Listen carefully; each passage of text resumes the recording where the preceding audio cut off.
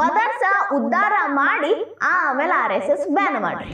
ಮದರ್ಸಗಳ ಉದ್ಧಾರ ಮಾಡೋ ಕೆಲಸ ನಮ್ಮ ಸರ್ಕಾರ ಯಾವಾಗ ಕೈಗೆ ತಗೊಂತೈತಿ? RSS ನಿಷೇಧ ಮಾಡ್ತೀವಿ ಅನ್ನೋದು ಬಿಟ್ಟು ಬೇರೆ ಯಾವ ವಿಷಯನ ಇವ್ರಿಗೆ ಕಾಣುವಲ್ಲ. ಅಷ್ಟೇ ನಿಮಗ ಮುಸ್ಲಿಮರ ಮೇಲೆ ಪ್ರೀತಿನ ಇತ್ತು ಅಂದ್ರ ಮದರ್ಸಾ ಒಳಗೂ ಶಿಕ್ಷಣ ಸಿಗೋ ಹಂಗ ಮಾಡ್ರಿ. ಧಾರ್ಮಿಕ ಶಿಕ್ಷಣದ ಜೊತೆಗೆ ಲೋಕಜ್ಞಾನ ಬೇಕು ಅನ್ನೋದು ನಿಮಗ ಅರಿವಾಗಬೇಕು. ಕಣ್ಣಿಗೆ ಕಟ್ಕೊಂಡಿರೋ ಕೇಸರಿ ಪಟ್ಟಿ ತೆಗೆದು ಹಸಿರು ಬಣ್ಣನು ಒಂದ್ ಸ್ವಲ್ಪ ನೋಡ್ರಿ ಅಲ್ಲ. ಮದರ್ಸಾಗಳ ಬಗ್ಗೆ ಯಾರಿಗ್ ಗೊತ್ತಿಲ್ರಿ, ಆದ್ರಿ ಮುಸ್ಲಿಮರಿಗೆ ಶರಿಯಾ ಕಾನೂನ್ ಬಗ್ಗೆ ಶರಿಯತ್ ಬಗ್ಗೆ ಹೇಳಿಕೊಡ್ತಾರಲ್ಲ, ಅದು ಮದರ್ಸಾ.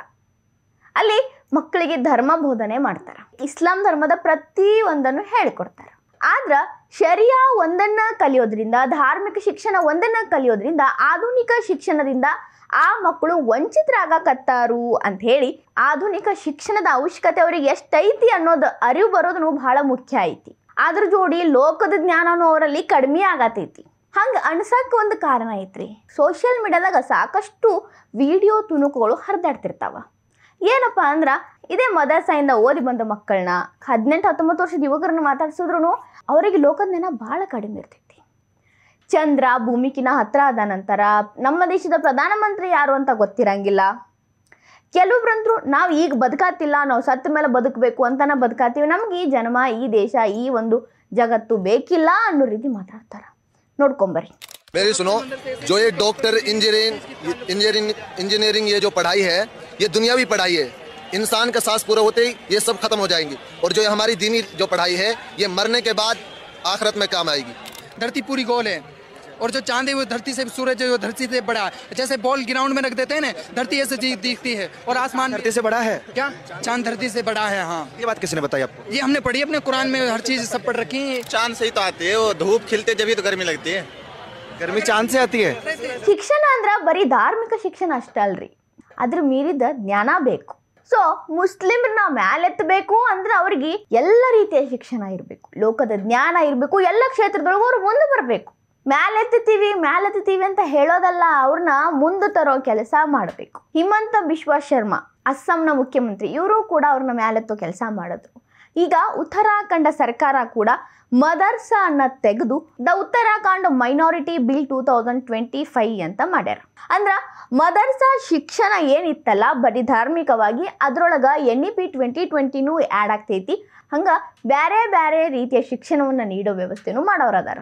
ಇಂಥದ್ದ ನಮ್ಮಲ್ಲೂ ಆಗಬೇಕು. ಈಗಾಗಲೇ ಉತ್ತರ ಪ್ರದೇಶ ಸರ್ಕಾರ ಕೂಡ ಇದ್ರ ಬಗ್ಗೆ ಯೋಚನೆ ಮಾಡತೈತಿ. ಆದ್ರೆ ನಮ್ಮ ಕರ್ನಾಟಕದಾಗ ಇದ್ರ ಬಗ್ಗೆ ಯೋಚನೆ ಮಾಡೋರು ಯಾರದಾರು?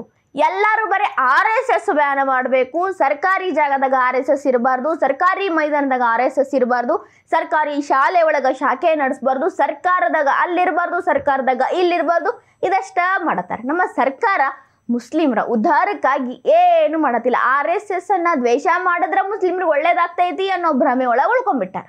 RSS ಇಂದ ಅಪಾಯ ಐತಿ ಅನ್ನೋರ್ಗೂ ಗೊತ್ತೈತಿ. RSS ದೇಶ ಕಟ್ಟೋ ಕೆಲಸ ಮಾಡತೈತಿ ಹೊರತು ಯಾರಿಗೂ ಅಪಾಯ ಮಾಡೋ ಕೆಲಸ ಮಾಡತ್ತಿಲ್ಲ. ರಾಷ್ಟ್ರೀಯ ಸ್ವಯಂ ಸೇವಕ ಸಂಘ ರಾಷ್ಟ್ರ ಬೆಳೆಸೋ ಕೆಲಸ ಮಾಡತೈತೆ ಹೊರತು ಯಾವ ರಾಷ್ಟ್ರವನ್ನು ಹಾಳು ಮಾಡೋ ಕೆಲಸ ಮಾಡತ್ತಿಲ್ಲ ಅಂತ ಗೊತ್ತಿದ್ದು ಗೊತ್ತಿಲ್ದಂಗ ನಾಟಕ ಮಾಡ್ಕೊಂಡಿರ್ತಾರಲ್ಲ, ಅವರಿಗೆ ಮದರ್ಸಾಗಳು ಕಾಣತಿಲ್ಲ. ನಮ್ಮ ಸರ್ಕಾರಗಳು ಮದರ್ಸಾ ಒಳಗ ಏನ್ ಕಲ್ಸಾಕತ್ತಾರ? ಮದರ್ಸಾದೊಳಗ ಎಷ್ಟೈತಿ ಶಿಕ್ಷಣದ ಪ್ರಮಾಣ, ಎಷ್ಟು ಡೆವಲಪ್ಮೆಂಟ್ ಆಗಕತ್ತಾವ ಮಕ್ಕಳಲ್ಲಿ? ಬೇರೆ ಕಡೆ ಕಲಿಯಾಕತ್ತಿರೋ ಅದೇ ಏಜಿನ ಮಕ್ಕಳು, ಮದರ್ಸದ ಕಲಿಯಾಕತ್ತಿರೋ ಅದೇ ಏಜಿನ ಮಕ್ಕಳಿಗೆ ಎಷ್ಟು ಡಿಫ್ರೆನ್ಸ್ ಐತಿ? ಅವರ ಜ್ಞಾನದ ಪ್ರಮಾಣ ಎಷ್ಟೈತಿ? ವಿದ್ಯಾಭ್ಯಾಸ ಬರೀ ಧಾರ್ಮಿಕವಾಗಿ ಇರಬಾರ್ದು ಅನ್ನೋದ್ರ ಬಗ್ಗೆ ಎಲ್ಲ ಗಮನ ಹರಿಸ್ಬೇಕು. ಆ್ಯಂಡ್ ಹಿಂದೂಗಳೊಳಗ ಧರ್ಮದ ಎಜುಕೇಶನ್ ಇಲ್ಲ ಅಂತಿಲ್ಲ, ಮಠಗಳ ಒಳಗ, ಸಂಸ್ಕೃತ ಶಾಲೆಗಳೊಳಗ ಧರ್ಮದ ಬಗ್ಗೆ ಶಿಕ್ಷಣ ಕೊಡ್ತಾರ. ಸಂಸ್ಕೃತ ಶಾಲೆಗಳೊಳಗ ಎಲ್ಲ ಧಾರ್ಮಿಕ ಗ್ರಂಥಗಳ ಬಗ್ಗೆನೂ ಹೇಳ್ಕೊಡ್ತಾರ. ಆದ್ರೆ ಧಾರ್ಮಿಕ ಶಿಕ್ಷಣದ ಜೊತೆ ರೆಗ್ಯುಲರ್ ಎಜುಕೇಶನ್ ಕೂಡ ಬೇಕು ಅಂತ ಹೇಳಿ ಅದನ್ನು ಆ್ಯಡ್ ಮಾಡ್ಕೊಂಡು ಹಿಂದೂಗಳು ಸ್ಕೂಲ್ಗಳಿಗೆ ಅಲ್ಲಿ ಇಲ್ಲಿ ಹೋಗ್ತಾರ. ನಾ ಹೇಳಕತ್ತಿರೋದು ಮುಸ್ಲಿಮ್ರ ಸ್ಕೂಲ್ಗಳಿಗೆ ಬರತ್ತಿಲ್ಲ ಅಂತಲ್ಲ, ಆದ್ರೆ ಮದ್ರಸಾ ಶಿಕ್ಷಣ ಬದಲಾಗಬೇಕು ಅನ್ನೋ ಉದ್ದೇಶದಿಂದ ಕುರಾನ್ ಬಗ್ಗೆ ಕಲಿಸ್ಕೊಡ್ಬೇಕು, ಇಸ್ಲಾಂ ಬಗ್ಗೆ ಆಳವಾಗಿ ಅಧ್ಯಯನ ಮಾಡಬೇಕು. ಅದರ ಜೊತೆಗೆ ಶಾಲಾ ಶಿಕ್ಷಣ ಕೂಡ ಬಹಳ ಮುಖ್ಯ ಆಗ್ತೈತಿ. ಶಿಕ್ಷಣದ ಮಟ್ಟ ಸುಧಾರಣೆ ಆಗಬೇಕು ಅಂದ್ರೆ ಏನು ಮಾಡಬೇಕು ಅನ್ನೋದ್ರ ಬಗ್ಗೆ ಸರ್ಕಾರ ತಲೆ ಕೆಡಿಸ್ಕೋಬೇಕು. ಬೇರೆ ಬೇರೆ ರಾಜ್ಯದಾಗೆಲ್ಲ ಮುಂದೆ ಹೊಂಟಾರ, ನಮ್ಮ ರಾಜ್ಯದಾಗ ಬರೀ RSS ಬೆನ್ನು ಹತ್ತಿ ಇಲ್ಲೇ ಉಳಿದು ಬಿಟ್ಟಾರ. ಮುಸ್ಲಿಮ್ರನ್ನ ಮುಂದೆ ತರಬೇಕು ಅಂತ ನಿಜವಾಗ್ಲೂ ಇವ್ರ ತಲೆಯಾಗಿತ್ತು ಅಂತಂದ್ರ ಈ ಮದರ್ಸಾಗಳ ಕಡೆ ಒಂದಿಟ ಕಣ್ಣು ಹಾಯಿಸ್ರಿ.